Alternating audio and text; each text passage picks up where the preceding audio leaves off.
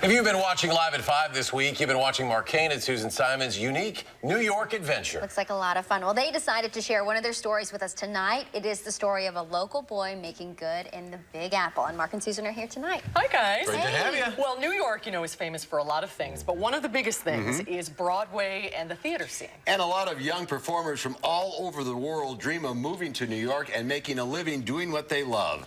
We found a Madison native who is living the dream. Midtown Manhattan is home to Pearl Studios. It's where most Broadway shows rehearse. And up on the 12th floor on this day, a workshop is underway where professional singers and actors are honing their craft. They take my breath away. Leading the workshop is Andrew Abrams. He is a professional composer, director, voice instructor, and in this case, a vocal and acting through song coach. Andrew grew up in Madison. He started the Middleton Players and Four Seasons theater groups, and he is a UW-Madison grad in vocal performance. I actually started out as an opera singer. But he got the directing and conducting bug. He moved to where you need to be if you want to make it in the theater scene, New York City.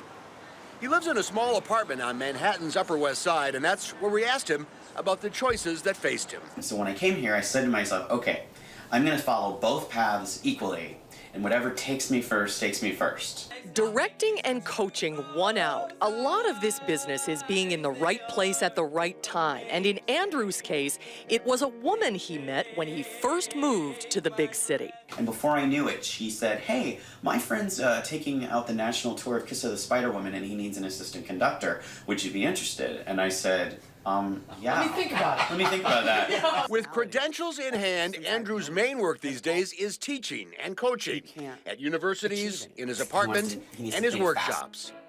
Two of his students are UW theater grads. Chris Tiernan has lived in New York for 2 years. Andy's great. I mean, he'll tell you how it is. He's not gonna beat around the bush.